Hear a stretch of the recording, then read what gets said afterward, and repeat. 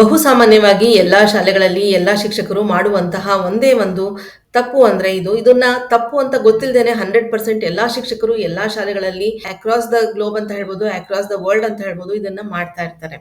ಹಾಗಾದ್ರೆ ಆ ತಪ್ಪು ಯಾವುದು? ಅದನ್ನ ನಾವು ಯಾವ ರೀತಿ ಸರಿಪಡಿಸ್ಕೊಳ್ಬಹುದು ಅಂತ ಇವತ್ತಿನ ವಿಡಿಯೋದಲ್ಲಿ ನೋಡೋಣ. ಎಲ್ರಿಗೂ ನಮಸ್ಕಾರ. ಈ ವಿಡಿಯೋದಲ್ಲಿ ಶಿಕ್ಷಕರು ಮಾಡುವಂತಹ ಆ ಒಂದು ತಪ್ಪಿನ ಬಗ್ಗೆ ಹೇಳುತ್ತಾ, ಹಾಗೆ ಆ ತಪ್ಪನ್ನ ಸರಿಪಡಿಸಿಕೊಳ್ಳೋದಕ್ಕೆ CCQ ಅನ್ನ ಯಾವ ರೀತಿ ಬಳಸಬೇಕು ಅನ್ನೋದನ್ನ ಈ ವಿಡಿಯೋದಲ್ಲಿ ನಾನು ಹೇಳ್ತಾ ಇದ್ದೀನಿ. ವಿಡಿಯೋನ ಎಲ್ಲೂ ಸ್ಕಿಪ್ ಮಾಡದೆ ಕೊನೆವರೆಗೂ ನೋಡಿ. ತುಂಬಾ ಇಂಟ್ರೆಸ್ಟಿಂಗ್ ಆಗಿರುವಂತಹ ವಿಡಿಯೋ. ಇದರಲ್ಲಿ ನಿಮಗೆ ಕಲೀಲಿಕ್ಕೆ ತುಂಬಾ ಅಂಶಗಳು ಸಿಗುತ್ತೆ. ಶಿಕ್ಷಕರು ತರಗತಿಗಳಲ್ಲಿ ಯಾವುದೇ ಒಂದು ವಿಷಯವನ್ನ ಬೋಧನೆ ಮಾಡಿದ ನಂತರ ಒಂದು ಪ್ರಶ್ನೆಯನ್ನ ವಿದ್ಯಾರ್ಥಿಗಳಿಗೆ ಸರ್ವೇ ಸಾಮಾನ್ಯವಾಗಿ ಕೇಳ್ತಾರೆ. ಆ ಪ್ರಶ್ನೆ ಯಾವುದು? ಈಗಾಗಲೇ ನಿಮಗೆ ಆ ಒಂದು ಪ್ರಶ್ನೆ ಯಾವುದು ಅಂತ ನಿಮ್ಮ ಮನದಲ್ಲಿ ಮೂಡಿರುತ್ತೆ. ಅದೇ have you understood, did you understand, do you understand, ನಿಮಗೆ ಅರ್ಥ ಆಗಿದೆಯಾ? ಈ ರೀತಿಯಾದಂತಹ ಪ್ರಶ್ನೆಗಳನ್ನ ಸರ್ವೇ ಸಾಮಾನ್ಯವಾಗಿ ಎಲ್ಲಾ ಶಿಕ್ಷಕರು ಎಲ್ಲಾ ತರಗತಿಗಳಲ್ಲಿ ಎಲ್ಲಾ ಶಾಲೆಗಳಲ್ಲಿ ಕೇಳ್ತಾ ಇರ್ತಾರೆ. ಇದಕ್ಕೆ ಈ 2 ರೀತಿಯಾದಂತಹ ಉತ್ತರ ವಿದ್ಯಾರ್ಥಿಗಳಿಂದ ಬರುತ್ತೆ. ಮೊದಲನೇದು ಎಸ್ ಅಂತ ಬರುತ್ತೆ, ಎರಡನೇದು ನೋ ಅಂತ ಬರುತ್ತೆ. ಎಲ್ಲಾ ವಿದ್ಯಾರ್ಥಿಗಳು ಎಸ್ ಅಂತ ಹೇಳಿದ್ರೆ ಶಿಕ್ಷಕರಿಗೆ ತುಂಬಾನೇ ಖುಷಿ ಆಗುತ್ತೆ. ನಾನು ಮಾಡಿದಂತಹ ಪಾಠ ಎಲ್ಲಾ ವಿದ್ಯಾರ್ಥಿಗಳಿಗೂ ಅರ್ಥ ಆಗಿದೆ ಅಂತ ಹೇಳಿ ಅವರು ಏನ್ ಮಾಡ್ತಾರೆ, ಮುಂದಿನ ಒಂದು ವಿಷಯದ ಬೋಧನೆಗೆ ತೊಡಗ್ತಾರೆ. ಅದೇ ವಿದ್ಯಾರ್ಥಿಗಳು ನೋ ಅಂತ ಹೇಳಿದಾಗ ಏನ್ ಮಾಡ್ತಾರೆ, ಮಾಡಿರುವಂತಹ ಪಾಠವನ್ನ ಮತ್ತೆ ಇನ್ನೊಂದ್ಸರಿ ರಿಪೀಟ್ ಮಾಡ್ತಾರೆ, ಮತ್ತೆ ಇನ್ನೊಂದ್ಸರಿ ಕೇಳ್ತಾರೆ ನಿಮ್ಗೆ ಅರ್ಥ ಆಗಿದೆಯಾ ಅಂತ. ಆಗ ಕೆಲವು ವಿದ್ಯಾರ್ಥಿಗಳು ಅರ್ಥ ಆಗದೆ ಇದ್ರು ಕೂಡ ಗುಂಪಲ್ಲಿ ಗೋವಿಂದ ಅನ್ನೋ ರೀತಿನಲ್ಲಿ ಅರ್ಥ ಆಗಿದೆ ಅಂತ ಹೇಳ್ತಾರೆ.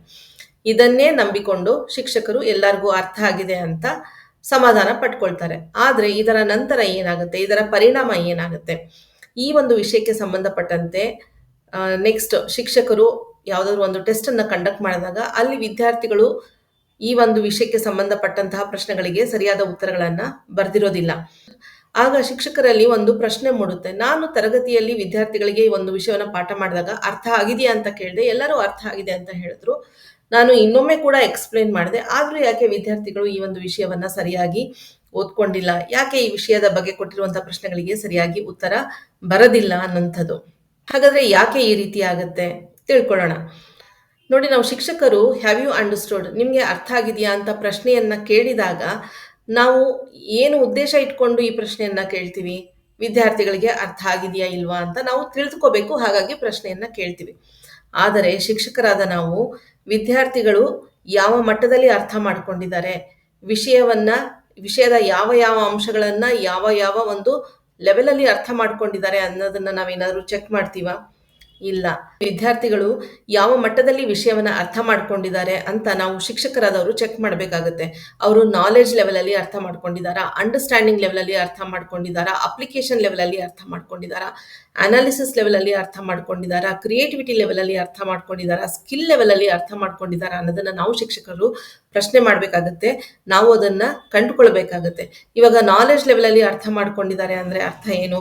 ಇವಾಗ ನಾವು ಬೋಧನೆ ಮಾಡಿದಂತಹ ವಿಷಯವನ್ನ ಹಾಗೇನೆ ಅವರು ನಾವು ಹೇಳಿದ ಹಾಗೇನೆ ಮತ್ತೆ ನಮಗೆ ಉತ್ತರ ಕೊಟ್ಟಾಗ, ಪ್ರಶ್ನೆಗಳನ್ನ ಕೇಳಿದಾಗ, ಉತ್ತರಿಸಿದಾಗ ಅದು ನಾಲೆಡ್ಜ್ ಲೆವೆಲ್ ಆಗುತ್ತೆ. ಅದೇ ನೆಕ್ಸ್ಟ್ ಅಂಡರ್ಸ್ಟ್ಯಾಂಡಿಂಗ್ ಲೆವೆಲ್ ಅಂತ ಬಂದಾಗ, ನೀವು ಪಾಠ ಮಾಡಿದಂತಹ ವಿಷಯವನ್ನ ಅವರು ತಮ್ಮದೇ ಆದ ರೀತಿಯಲ್ಲಿ ವಿವರಿಸೋದಕ್ಕೆ ಸಮರ್ಥರಾಗಿದ್ದಾರೆ ಅಂತಂದ್ರೆ ಅದು ಅವರು ಅಂಡರ್ಸ್ಟ್ಯಾಂಡಿಂಗ್ ಲೆವೆಲ್ ಅಲ್ಲಿ ಅರ್ಥ ಮಾಡ್ಕೊಂಡಿದ್ದಾರೆ ಅಂತ ಅರ್ಥ.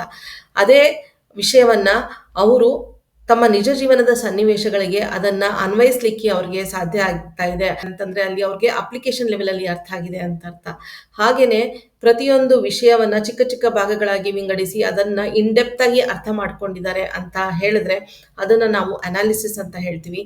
ಹಾಗೇನೆ ಈ ವಿಷಯಕ್ಕೆ ಸಂಬಂಧಿಸಿದಂತೆ ಸೃಜನಶೀಲವಾದಂತಹ ಒಂದು ಆಲೋಚನೆಗಳು ಅವರಲ್ಲಿ ಬರ್ತಾ ಇದೆ ಅಂತಂದ್ರೆ ಅವರು ಕ್ರಿಯೇಟಿವಿಟಿ ಲೆವೆಲ್ ಅಲ್ಲಿ ಅರ್ಥ ಮಾಡ್ಕೊಂಡಿದ್ದಾರೆ ಅಂತ ಅರ್ಥ. ನಾವು ಪಾಠ ಮಾಡಿದಂತಹ ವಿಷಯವನ್ನ ಅವರು ಸ್ಕಿಲ್ ಲೆವೆಲ್ ಅಲ್ಲಿ ಅರ್ಥ ಮಾಡ್ಕೊಂಡಿದ್ದಾರೆ ಅಂತಂದ್ರೆ ಅಲ್ಲಿ ಆ ಒಂದು ವಿಷಯಕ್ಕೆ ಸಂಬಂಧಪಟ್ಟಂತಹ ಯಾವುದೋ ಒಂದು ಕೌಶಲ್ಯವನ್ನ ಅಲ್ಲಿ ಅವರು ಬೆಳೆಸ್ಕೊಂಡಿರ್ತಾರೆ ಅಂತ ಅರ್ಥ. ಅದನ್ನ ಯಾವುದೋ ಒಂದು ಪ್ರಯೋಗದ ಮೂಲಕ ಅವರು ಎಕ್ಸ್ಪ್ಲೇನ್ ಮಾಡಬಹುದು, ಅಥವಾ ಒಂದು ಸಿಂಪಲ್ ಡೆಮಾನ್ಸ್ಟ್ರೇಷನ್ ಮೂಲಕ ತೋರಿಸಬಹುದು. ಆಗ ವಿದ್ಯಾರ್ಥಿಗಳು ಸ್ಕಿಲ್ ಲೆವೆಲ್ ಅಲ್ಲಿ ಅರ್ಥ ಮಾಡ್ಕೊಂಡಿದ್ದಾರೆ ಅನ್ನೋದು ನಮ್ಗೆ ಗೊತ್ತಾಗುತ್ತೆ. ಇದನ್ನ ನಾವು ಯಾವ ರೀತಿ ಚೆಕ್ ಮಾಡ್ಬೇಕಾಗುತ್ತೆ ಅಂದ್ರೆ knowledge, understanding, application, analysis, synthesis, skill, ಈ ಒಂದು ಲೋವರ್ ಆರ್ಡರ್ ಥಿಂಕಿಂಗ್ ಆಗಿರ್ಬೋದು, ಹೈಯರ್ ಆರ್ಡರ್ ಥಿಂಕಿಂಗ್ ಆಗಿರ್ಬೋದು. ಲೋವರ್ ಆರ್ಡರ್ ಥಿಂಕಿಂಗ್ ಅಂದ್ರೆ ನಾಲೆಡ್ಜ್, ಅಂಡರ್ಸ್ಟ್ಯಾಂಡಿಂಗ್, ಅಪ್ಲಿಕೇಶನ್ ಲೆವೆಲ್ ಅಲ್ಲಿ ಪ್ರಶ್ನೆಗಳನ್ನ ಕೇಳಬೇಕಾಗುತ್ತೆ. ಅದೇ ಹೈಯರ್ ಆರ್ಡರ್ ಥಿಂಕಿಂಗ್ ಅಂತ ಹೇಳಿದ್ರೆ ಅನಾಲಿಸಿಸ್, ಸಿಂಥಸಿಸ್ ಮತ್ತೆ ಸ್ಕಿಲ್ ಲೆವೆಲ್ ಅಲ್ಲಿ ನಾವು ಪ್ರಶ್ನೆಗಳನ್ನ ಕೇಳಬೇಕಾಗುತ್ತೆ. ಈ ರೀತಿಯಾದಂತ ಪ್ರಶ್ನೆಗಳನ್ನ ನಾವು ಕೇಳಿದಾಗ ಎಕ್ಸಾಂಪಲ್ಸ್ ಕೊಡೋದಕ್ಕೆ ನಾವು ಹೇಳ್ಬೋದು, ನಿಮ್ಮದೇ ವಾಕ್ಯಗಳಲ್ಲಿ ಇದನ್ನ ಎಕ್ಸ್ಪ್ಲೇನ್ ಮಾಡಿ ಅಂತ ಹೇಳ್ಬೋದು. ನಿಜ ಜೀವನದಲ್ಲಿ ನೀವು ಇದನ್ನ ಯಾವ ರೀತಿ ಅಳವಡಿಸ್ಕೊಳ್ತೀರಾ ಅಂತ ಕೇಳಬಹುದು. ಅಥವಾ ನೀವು ಬೋಧನೆ ಮಾಡಿದ ವಿಷಯಕ್ಕೆ ಸಂಬಂಧಪಟ್ಟಂತೆ ಯಾವುದಾದ್ರೂ ಒಂದು ಸನ್ನಿವೇಶವನ್ನ ಕೊಟ್ಟು ಇದನ್ನ ನೀವು ಸಮರ್ಥಿಸಿ ಅಂತ ಅವ್ರಿಗೆ ನಾವು ಕೇಳ್ಬೋದು. ಅಥವಾ ನೀವು ಅರ್ಥ ಮಾಡಿಕೊಂಡಂತಹ ವಿಷಯವನ್ನ ಒಂದು ಚಿತ್ರದ ಮೂಲಕ ನೀವು ಎಕ್ಸ್‌ಪ್ಲೇನ್ ಮಾಡಿ ಅಂತ ಕೇಳ್ಬೋದು. ಈ ರೀತಿ ನಾವು ಬೇರೆ ಬೇರೆ ರೀತಿಯಲ್ಲಿ ಪ್ರಶ್ನೆಗಳನ್ನ ಕೇಳಿದಾಗ ವಿದ್ಯಾರ್ಥಿಗಳು ಯಾವ ಮಟ್ಟದಲ್ಲಿ ವಿಷಯವನ್ನ ಅರ್ಥ ಮಾಡ್ಕೊಂಡಿದ್ದಾರೆ ಅನ್ನೋದು ನಮ್ಗೆ ಗೊತ್ತಾಗುತ್ತೆ. ಇದನ್ನೇ ನಾವು ಕಾನ್ಸೆಪ್ಟ್ ಕ್ಲಾರಿಟಿ ಕ್ವೆಷನ್ಸ್ ಅಂತ ಹೇಳ್ತೀವಿ, CCQ.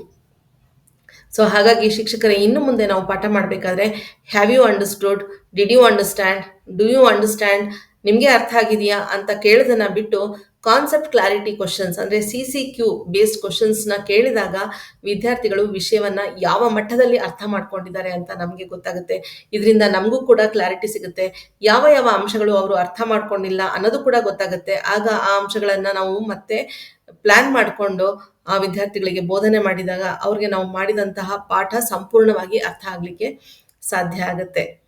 ಈ ವಿಡಿಯೋದಿಂದ ನಿಮ್ಗೆ ಏನಾದರೂ ಪ್ರಯೋಜನ ಆಗಿದ್ರೆ, ನೀವು ಯಾವುದಾದ್ರೂ ಒಂದು ಹೊಸ ವಿಷಯವನ್ನ ಕಲ್ತಿದ್ರೆ ದಯವಿಟ್ಟು ಕಮೆಂಟ್ ಅಲ್ಲಿ ಮೆನ್ಷನ್ ಮಾಡಿ. ಹಾಗೆ ಈ ವಿಡಿಯೋ ನಿಮ್ಗೆ ಇಷ್ಟ ಆಗಿದ್ರೆ ಲೈಕ್ ಮಾಡಿ, ಶೇರ್ ಮಾಡಿ, ಹಾಗೆ ಚಾನೆಲ್ನ ಸಬ್ಸ್ಕ್ರೈಬ್ ಮಾಡಿ, ಹಾಗೆ ಬೆಲ್ ನೋಟಿಫಿಕೇಶನ್ ಐಕಾನ್ ಅನ್ನ ದಯವಿಟ್ಟು ಪ್ರೆಸ್ ಮಾಡಿ. ಇದರಿಂದ ನಾನು ಅಪ್ಲೋಡ್ ಮಾಡುವಂತಹ ಎಲ್ಲ ವಿಡಿಯೋಗಳು ನಿಮ್ಗೆ ಸಿಗುತ್ತೆ. ನನ್ನ ಮುಂದಿನ ವಿಡಿಯೋದಲ್ಲಿ ಮತ್ತೆ ನಾನು ನಿಮ್ಮನ್ನ ಭೇಟಿ ಮಾಡ್ತೀನಿ. ಅಲ್ಲಿವರೆಗೆ ನಮಸ್ಕಾರ, ಧನ್ಯವಾದ.